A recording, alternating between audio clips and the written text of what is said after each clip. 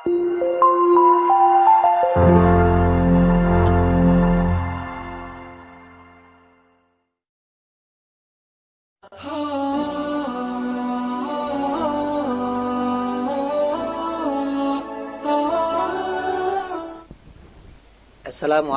warahmatullahi wabarakatuh. Alhamdulillahi rabbil alamin. Ahmaduhu wa nasta'inuhu wa nastaghfiruh wa nastahdihi wa natubu ilaih. Wa na'udzu billahi min syururi anfusina wa min sayyiati a'malina.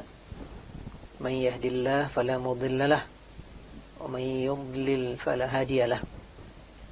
Asyhadu an la ilaha illallah wahdahu la syarika lahu. Asyhadu anna Muhammadan abduhu wa rasuluh sallallahu alaihi wa ala alihi wa sahbihi wa sallama tasliman katsira. Allahumma salli wa sallim wa barik ala nabiyyina Muhammad wa ala alihi wa sahbihi ajma'in. Ma'asyiral muslimin wal muslimat rahimakumullah. Usikum wa nafsi bi taqwallah faqad fazal muttaqun. Ya ayyuhalladzina amanu taqullaha haqqa tuqatih wala tamutunna illa wa antum muslimun. Kaum muslimin dan kaum muslimat, hamba-hamba Allah rahimakumullah. Alhamdulillah, kembali kita bertemu dalam kajian Sirah Nabawiyah. Semoga Allah Subhanahu wa taala senantiasa melimpahkan karunia dan nikmatnya kepada kita semua, terutama nikmat iman, nikmat Islam, nikmat dimudahkan beramal soleh. Selanjutnya salawat dan salam untuk baginda Rasulullah sallallahu alaihi wasallam. Allahumma shalli ala Muhammad wa ala alihi wa sahbihi ajma'in. Kaum muslimin dan kaum muslimat, kajian Sirah Nabawiyah kita kali ini adalah tema Perang Khandaq. Perang Khandaq atau yang dikenal juga dengan Perang Ahzab terjadi pada tahun ke-5 Hijriah. Pada kesempatan ini akan kita bahas beberapa poin utama terkait Perang Khandaq. Setelah lebih kurang 1 tahun setengah pasca Perang Uhud di tahun ke-3 Hijriah, kita membahas beberapa peristiwa-peristiwa penting sampai kemudian terjadinya Perang Khandaq. Kita akan membahas tentang penyebab utama terjadinya Perang Khandaq, kemudian seberapa kekuatan kafir Quraisy dan seberapa kekuatan kaum muslimin, dan seperti apa terjadinya dan peristiwa jalan pertempuran Perang Khandaq ini, dan bagaimana kemudian Allah memberikan pertolongan kepada kaum muslimin dan perang itu berakhir dengan kemenangan pasukan Rasulullah dan kaum muslimin. Kaum muslimin dan kaum muslimat, hamba-hamba Allah rahimakumullah, berulang kali kita sebutkan sebelumnya bahwa di antara yang dihadapi oleh Rasulullah SAW di kota Madinah adalah kaum Yahudi yang punya watak karakter pengkhianat, menyembunyikan kebusukan dan niat-niat buruk mereka, karena memang mereka sangat-sangat tidak nyaman dengan keberadaan Rasulullah dan kaum muslimin serta kaum Ansor yang semakin hari semakin kuat, semakin eksis. Apalagi satu persatu Yahudi yang berkhianat berhasil diusir atau dipukul Rasulullah dengan sikap-sikap yang tegas dan jelas. Bani Qainuqa sudah dikepung dan kemudian mereka tersingkir dari kota Madinah. Ka'ab bin Ashraf, salah seorang pentolan Yahudi yang senantiasa mengganggu Rasulullah dan para sahabat, menghina dan mencaci Allah dan Rasulnya, juga berhasil dieksekusi oleh salah seorang atau oleh tim kecil Rasulullah dan dipenggal lehernya.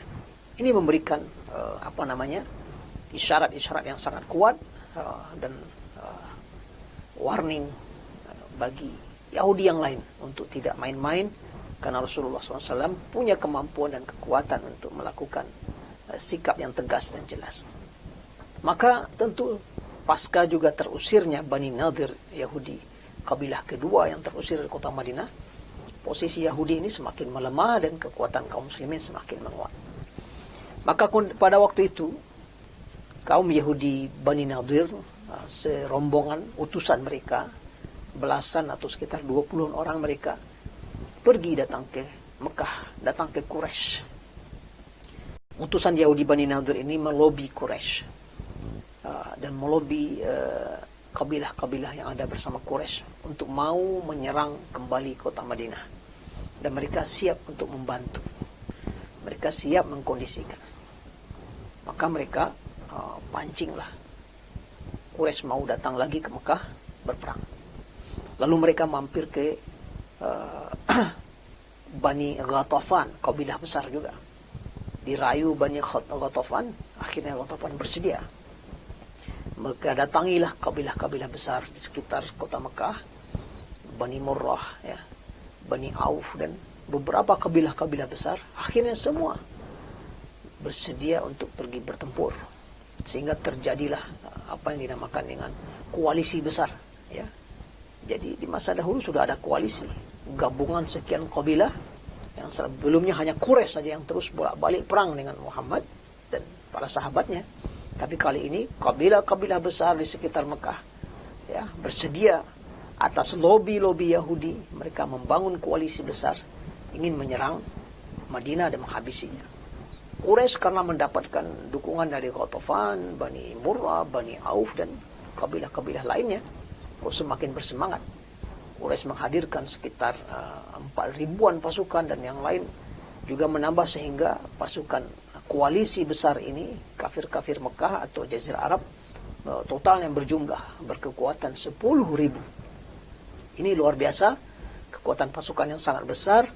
Kalau penduduk Madinah digabungkan, laki-laki, perempuan, anak-anak, ini nggak sampai 10.000. Jadi kalau 10.000 pasukan ini masuk ke kota Madinah, memang habis nih kota Madinah secara hitungan manusiawi.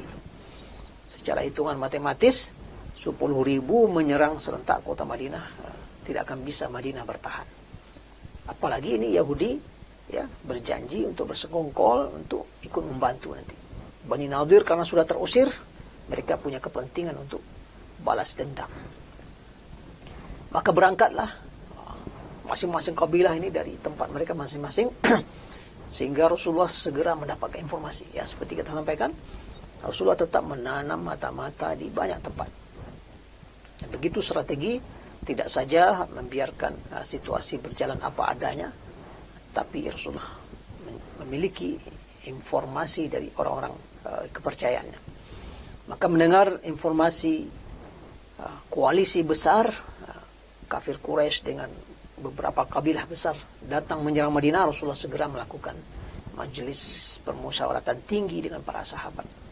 Ini bagaimana menghadapi, tidak lagi seperti perang Uhud di tahun ketiga Hijriah yang datang hanya sekitar 3.000, ini 10.000. Maka Rasulullah bermusyawarah. Dihadang keluar juga belum tentu ini. Maka waktu itulah sahabat Rasulullah yang mulia Salman Al-Farisi, ya, Salman yang masuk Islam di Mekah, dia aslinya adalah dari Persia, dari Iran.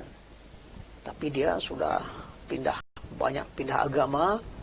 Dulu Abu Majusi, sempat masuk Nasrani, ya, karena orang tuanya pendeta.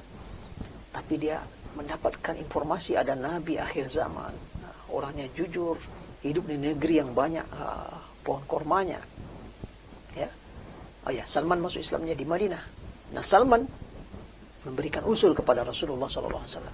Ya Rasulullah, kami di kampung kami, kalau kami diserang, kami membuat khandak, membuat parit, lubang yang dalam dan lebar, sehingga musuh terhalang tidak bisa masuk ke kota kami.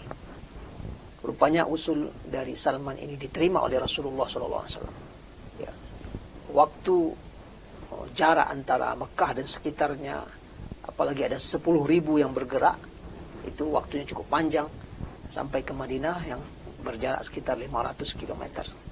Maka waktu yang tersedia ini digunakan Rasulullah untuk segera membuat khandak. Maka bekerjalah Rasulullah, ikut bekerja, para sahabat semuanya, lebih dari 1.000 laki-laki bekerja menggali parit. Ya, bisa kita bayangkan kira-kira lebarnya berapa parit itu. Sekira-kira lawan tidak bisa melompat, kuda tidak bisa menyeberang, tidak bisa turun ke bawah, juga pasukan berpanah tidak bisa menyerang dari seberangnya ke arah pasukan kaum muslimin. Ya, tentu sekira-kira lebarnya membuat pasukan lawan terkendala masuk, terkendala menyeberang ke kota Madinah. Juga panjangnya, ya itu tadi lebarnya. Panjangnya tentu tersambung dari sebuah bukit ke bukit yang lain, yang membuat pasukan Quraisy, koalisi Quraisy dengan kabilah-kabilah lain ini memang tidak bisa menyeberang. Bekerjalah Rasulullah dan para sahabat menggali parit. Rasulullah ikut mengangkat batu, mengangkat pasir. Dan mereka dalam kondisi kadang kelaparan juga, keterbatasan makanan dalam bekerja ini. Maka di tengah mereka menggali parit ini terjadi banyak peristiwa, terjadi mukjizat Rasulullah SAW. Di antaranya para sahabat menjumpai batu yang besar ketika menggali parit, sehingga cangkul dan alat pukul mereka tak mampu untuk menyelesaikan batu tersebut. Lalu mereka mengadukan ini kepada Rasulullah SAW. Maka kemudian Rasulullah turun dan memukul batu besar ini dengan alat pukulnya sampai 3 kali. Sambil memukulnya Rasulullah sekali bertakbir, Allahu Akbar. Lalu Rasulullah SAW mengabarkan, saya diperlihatkan kunci istana Persia. Lalu dipukul lagi, Allahu Akbar. Saya dilihatkan kunci negeri Syam. Lalu kemudian dipukul 3 kali lagi, takbir, Allahu Akbar. Saya diperlihatkan kunci istana Yaman. Jadi Rasulullah SAW, para sahabat, kondisinya saja bekerja juga tidak saja lelah, juga lapar, juga situasinya ada suasana ketakutan. Musuh sudah akan segera datang, kekuatannya bukan main jumlahnya. Sementara juga dapat informasi Yahudi Bani Quraisyah dari dalam juga akan berkhianat. Mereka dilobi-lobi untuk bergabung dengan koalisi besar kafir Quraisy. Sampai-sampai para sahabat untuk sekedar buang air saja mereka khawatir, takut. Dalam suasana takut begini, Rasulullah memberikan kabar gembira. Sambil memukul batu besar, 3 kali pukulan, semua batu itu hancur berkeping-keping seperti pasir. Dan Rasulullah mengabarkan bahwa nanti akan menaklukkan Persia, menaklukkan negeri Syam, bahkan dakwahnya akan sampai ke negeri Yaman yang diisyaratkan dengan bahwa beliau diperlihatkan oleh Allah kunci-kunci 3 negeri besar itu. Ini sebuah mukjizat Rasulullah SAW ketika menggali Khandaq. Kemudian juga di tengah kelaparan mereka bekerja, ada sahabat Rasulullah Abu Talha mengamati Rasulullah juga sangat lapar. Maka beliau memerintahkan istrinya untuk memasak, menyembelih seekor kambing, ya ukuran biasa saja, dan berniat ingin mengundang Rasulullah dan beberapa orang sahabat saja untuk makan bersama. Tapi ketika selesai memasak, Abu Talha mengundang Rasulullah. Rupanya Rasulullah mengundang seluruh para sahabat yang menggali Khandaq, jumlahnya lebih dari 1.000 orang, yang membuat kebingungan istri Abu Talha. Padahal dia memasak hanya untuk segelintir orang saja. Tapi dengan keberkahan dan mukjizat Rasulullah SAW, makanan yang dimasak itu cukup untuk makan seluruh pasukan yang 1.000 orang. Bahkan masih menyisakan makanan untuk keluarga Abu Talha. Ini di antara peristiwa yang merupakan mukjizat Rasulullah SAW ketika proses penggalian Khandaq. Kemudian kaum muslimin dan kaum muslimat, hamba-hamba Allah yang mulia, maka sampailah pasukan Quraisy, koalisi besarnya dengan Ghatafan, Bani Murrah, Bani Auf, dan kabilah-kabilah besar lainnya, sudah sampai di mendekati kota Madinah dengan kekuatan 10.000 prajurit yang akan bisa itu memporak-porandakan kota Madinah semuanya. Namun mereka terkaget, ternyata mereka dihadapkan dengan khandak atau lubang parit yang besar, sehingga mereka tidak bisa masuk kota Madinah. Ada yang mencoba bermanuver masuk ke dalam, dihadapi oleh pasukan kaum muslimin sehingga tidak bisa dan balik mundur. Mereka betul-betul marah, emosi, penasaran, dan hanya bisa berputar-putar membuat kemah-kemah mereka di seberang Khandaq itu. Dan mereka sangat kesal sekali, tidak bisa melakukan upaya lain. Padahal mereka sudah dengan kekuatan yang besar untuk menghancurkan kota Madinah. Berhari-hari mereka melakukan pengepungan. Di saat yang sama, Yahudi Bani Quraizah juga melakukan pengkhianatan. Mereka mulai merengsek juga dari belakang. Nah, ini menimbulkan kecemasan Rasulullah. Untunglah ada ummahatul muslimin yang berhasil membunuh satu orang dari Yahudi Bani Quraizah dari belakang, sehingga Bani Quraizah mengira di barisan belakang itu juga ada pengawalan sehingga membuat mereka tidak berani maju untuk lebih menyerang dari belakang Rasulullah SAW. Nah, ini suasana yang dialami oleh pasukan Rasulullah SAW. Mereka dalam terkepung dan mereka hanya bisa bertahan seperti itu. Nah, pada kesempatan ini Rasulullah SAW sudah harus mengambil siasat dan strategi. Beliau sudah merancang bagaimana untuk memecah belah, memporak-porandakan koalisi besar ini.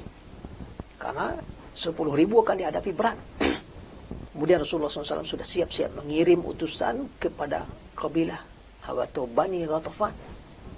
Rasulullah ingin menegosiasi, berunding.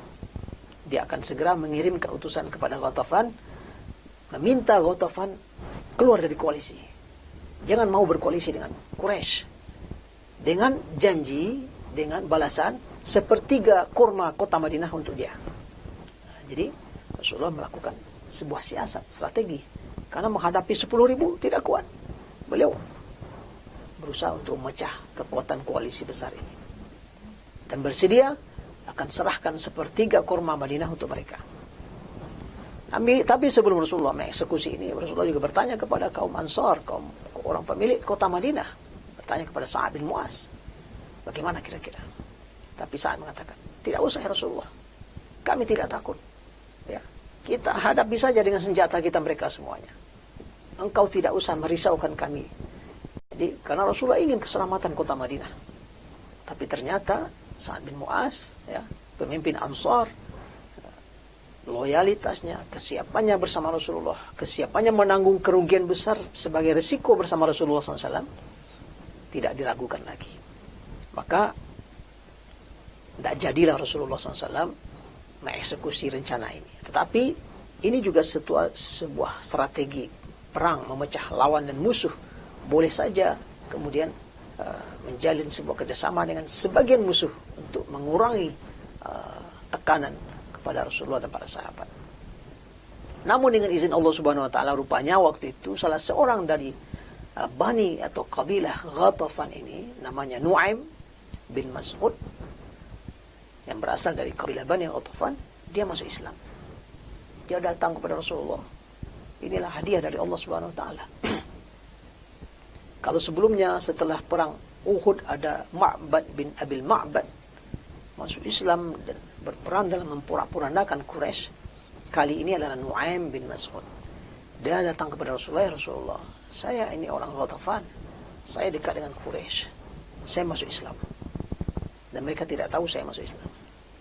Maka dia kemudian menawarkan tipu daya untuk memecah belah pasukan Quraisy dan koalisinya. Maka Rasulullah mengizinkan. Al-harbu khud'ah, perang itu tipu daya. Maka kemudian Nu'aim menjalankan misinya untuk memecah belah barisan koalisi. Sebelum dia menemui Quraisy dan Ghatafan, dia datang dulu ke Bani Quraizah. Karena Bani Quraizah ini juga koalisi dari Ghatafan. Ya, kawan juga dengan Bani Ghatafan, kabilah Ghatafan. Maka Nu'aim datang dulu kepada Quraizah. Karena dia datang, Quraizah tidak ada curiga. Quraizah tidak tahu bahwa dia sudah masuk Islam. Wahai Quraizah, kalian kan kenal saya.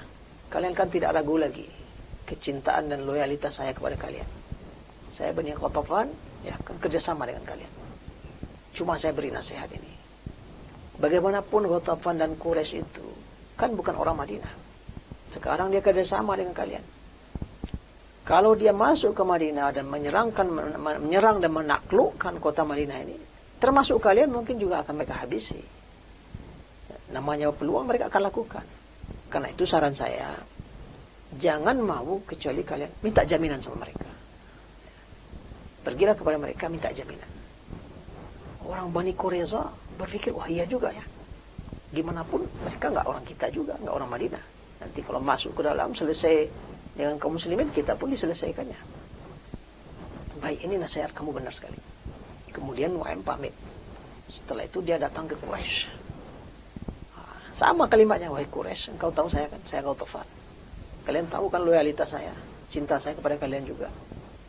Saran saja ini, kita mau menyerang masuk, Bani Quraisyah itu belum tentu bisa dipegang. Ya, dia juga akan minta jaminan kita akan bersama mereka. Maka kalau nanti mereka minta jaminan, jangan beri. Berarti dia nggak sepenuhnya loyal. Ini tipu daya yang dilakukan oleh Nu'aim. Padahal yang menyuruh minta jaminan itu usulan dia. Selesai dengan Quraisy, oh iya betul juga ini. Lalu dia pergi ke Ghatafan. Dia orang Ghatafan. Dia sampaikan hal yang sama, disampaikannya kepada Quraisy. Nanti kalau Quraisy datang minta jaminan, udah jangan mau. Ini berarti mereka tidak setia, tidak betul-betul untuk sama-sama memerangi Rasulullah dan kaum muslimin. Ghatafan juga termakan hasutan atau tipu daya dari Nu'aim bin Mas'ud ini. Dan tentu kemudian memang terjadi. Quraisyah mengirim utusan kepada Quraisy minta jaminan. Lalu Quraisyah mengirim utusan kepada Ghatafan minta jaminan. Terbukti apa yang dikatakan oleh Nu'aim bin Mas'ud. Maka ini membuat koalisi saling curiga. Ini nggak ada yang setia ini sepertinya ini. Nggak sepenuh hati. Sementara mereka juga sudah bosan ini di seberang Khandak.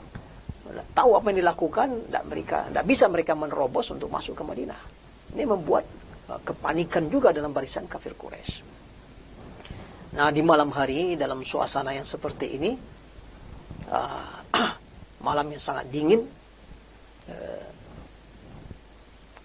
suasana barisan pasukan koalisi juga sudah saling curiga sesama mereka. Malam itu Allah turunkan badai di pasukan Quraisy ini, memporak-porandakan kemah-kemah mereka, membalikkan periuk-periuk mereka, ya, membuat binatang-binatang mereka ya tidak nyaman, dan suasana kalang kabut dan panik dalam barisan kafir Quraisy dan koalisi. Nah, waktu itu Rasulullah SAW tentu tidak tahu kejadian di barisan seberang sana. Maka Rasulullah mengatakan kepada sahabat, "Man ya'tini bi khabaril qaum." Para sahabat juga dalam kondisi ketakutan. Karena ini belum juga berakhir.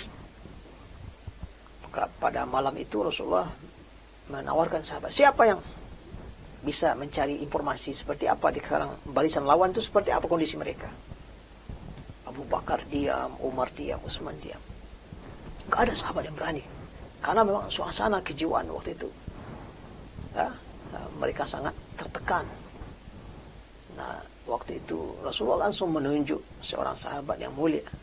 Qum ya Huzaifah, itina bi khabaril qaum.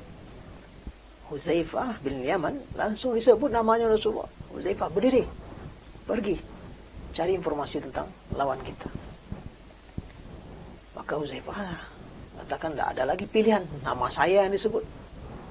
Lalu dia ditugaskan Rasulullah dengan syarat hanya melihat, memantau kondisi pasukan, lalu balik lagi, tak bikin apa-apa. Maka berangkatlah Huzaifah menuju pasukan Quraisy dalam malam yang gelap. Rupanya di sana sedang badai. Sampai-sampai Huzaifah menyaksikan itu. Tenda-tenda tercabut, ya, periuk-periuk, peralatan kafir Quraisy dibolak-balik oleh angin. Mereka satu sama lain juga sudah semakin kacau karena kepercayaan satu sama lain juga sudah hilang. Bahkan Huzaifah mengatakan, kalau Anda ingat perintah Rasulullah, tidak boleh berbuat apa-apa. Saya sudah bisa bunuh Abu Sufyan. Dia sudah dekat dengan Abu Sufyan. Tapi karena memang tugas hanya, ya, mencari informasi, melihat perkembangannya, lalu balik. Tidak ada tugas untuk membunuh dan sebagainya. Padahal dia sangat mungkin waktu itu untuk membunuh Abu Sufyan. Maka selesailah. Dan malam itu, paginya, seluruh pasukan kafir Quraisy, pasukan koalisi bubar, mereka pulang dan dikalahkan oleh Allah Subhanahu wa taala dengan pasukannya. Dengan cara itu Allah Subhanahu wa taala memenangkan barisan kaum muslimin dalam perang Khandaq, dan kembali kota Madinah selamat, dan koalisi kafir Quraisy dengan kabilah-kabilah yang ada pun juga pecah dan mereka tidak saling percaya. Kaum muslimin dan kaum muslimat hamba Allah yang mulia, ada beberapa hikmah dari peristiwa perang Khandaq ini yang bisa kita ambil. Yang pertama, peristiwa ini menegaskan kepada kita firman Allah Subhanahu wa taala dalam surat Al-Maidah ketika Allah mengatakan la tajidanna ashaddan nasi adawatan lil ladzina amanu al-yahuda wal ladzina asyraku. Ya, kalian akan dapatkan pasti kata Allah yang paling besar, yang paling keras kebencian dan permusuhannya kepada orang beriman, kepada umat Islam adalah Yahudi dan kaum musyrikin. Ini rumusnya abadi ini. Musyrikin Quraisy dengan Yahudi Bani Nadir, kemudian Bani Quraisyah kerjasama. Karena mereka Yahudi dan kaum musyrikin sampai akhir zaman sangat-sangat benci kepada kaum muslimin. Yang agak dekat, kasih sayangnya agak dekat hubungan umat Islam adalah dengan kaum Nasrani. وَلَا تَجِدَنَّ أَقْرَبَهُمْ مَوَدَّةً لِلَّذِينَ آمَنُوا الَّذِينَ قَالُوا إِنَّا نَصَارَى. Dan sungguh kata Allah yang kau akan jumpai yang agak dekat kasih sayangnya kepada umat Islam adalah orang-orang yang mengatakan kami Nasrani. Jadi Yahudi dan kaum musyrikin dari dulu adalah musuh yang paling benci kepada Islam dan kaum muslimin. Dan ini kita saksikan dalam peristiwa perang Khandaq. Terjadinya perang ini adalah koalisi kafir Quraisy, musyrik Quraisy dengan Yahudi Bani Nadir. Yang kedua, pelajaran kita ambil dari peristiwa perang Khandaq adalah betapa Rasulullah SAW mengakomodasi perkembangan zaman, menggunakan strategi yang digunakan oleh orang lain, yaitunya menggunakan khandak dalam bertempur. Sarana prasarana walaupun muncul dari orang kafir, dia secara hukum asalnya adalah mubah. Bahkan pada situasi tertentu dia bisa menjadi pilihan utama. Yang tidak boleh dipakai oleh umat Islam adalah ideologi, budaya yang ada kaitannya dengan agama. Maka umat Islam dilarang oleh Rasulullah SAW menyerupai, ya, man tashabbaha biqaumin fahuwa minhum. Kata Rasulullah SAW, siapa menyerupai suatu kaum maka dia bagian dari kaum itu. Tapi ini konteksnya terlarang kalau kaitannya dengan ideologi, akidah. Kita tidak boleh menyerupai bangsa Yahudi dan bangsa Nasrani, kaum musyrikin dalam sembahan, dalam beribadah. Tidak ada cerita menyerupai mereka. Rasulullah SAW sebelum datang syariat azan, tidak ada panggilan solat itu. Apa tanda waktu solat? Belum ada azan. Ada sahabat yang mengusulkan, kita pakai lonceng ya Rasulullah. Rasulullah nggak suka, karena lonceng identik dengan Nasrani. Ada sahabat yang mengusulkan kita pakai trompet. Rasulullah tidak terima pakai trompet, karena itu identik dengan ibadah Yahudi. Lalu kemudian turunlah azan melalui mimpi sahabat mulia, sahabat Zaid bin Abdullah, dan juga ada dalam mimpi Umar bin Khattab. Diajarkan oleh malaikat kalimat-kalimat azan. Urusan ibadah, tidak ada ruang untuk menyerupai ibadah agama lain. Tapi memakai strategi urusan-urusan duniawi, itu sesuatu yang asalnya mubah. Maka Rasulullah menggunakan ide perang orang Persia menggunakan khandak. Pelajaran yang ketiga, bagaimana pondasi kehidupan sosial yang juga diletakkan oleh Rasulullah SAW, di mana kaum muslimin semuanya ada musawah, sawasiyah, ada kesamaan status dalam masyarakat kota Madinah. Tidak ada beda. Rasulullah turun bekerja menggali khandak, para sahabat turun bekerja menggali khandak. Tak ada strata sosial di antara mereka. Kesamaan ini juga sebuah pondasi kehidupan sosial masyarakat Madani, masyarakat kota Madinah, dan sampai kapanpun bila kita ingin membangun peradaban masyarakat muslim yang benar adalah sawasiyah, kesamaan dan kesetaraan semua masyarakat dalam tugas dan kewajiban. Kemudian terakhir pelajaran yang bisa kita ambil dari peristiwa ini adalah bagaimana cinta para sahabat, loyalitas para sahabat kepada Rasulullah SAW dalam segala situasi dapat kita buktikan. Dalam situasi tenang, damai, cinta dan loyalitas memang biasanya selalu ada dan hadir. Tapi dia akan sangat-sangat terbukti, dia akan sangat terasa dalam suasana sulit, suasana berat. Bagaimana para sahabat tetap melihat bagaimana Rasulullah kelaparan, kesiapkan makanan. Bagaimana Rasulullah kesusahan, mereka berikan dukungan dan pembelaan. Itulah salah satu kunci kekuatan dakwah. Kepedulian dan berbagi sesama umat Islam menjadi kekuatan antara sesama mereka untuk kemudian membangun peradaban di tengah masyarakat. Banyak sekali pelajaran bisa kita ambil dari peristiwa perang Khandaq. Semoga Allah Subhanahu wa taala senantiasa memberikan kita hidayah, petunjuk, dan dibimbing untuk mengikuti agama dan ajarannya. Demikian kaum muslimin dan kaum muslimat, aqulu qouli hadza astaghfirullah li wa lakum wa lisa'il muslimina wal muslimat wal mu'minina wal mu'minat fastaghfiruh innahu wal ghafurur rahim. Wallahu a'la wa a'lam bissawab. Assalamualaikum warahmatullahi wabarakatuh. Yuk dukung program dakwah Islam di Radio SIP FM. Salurkan donasi Anda melalui rekening BNI Syariah 12300002112 atas nama PT Radio Suara Indah Pesona Prima.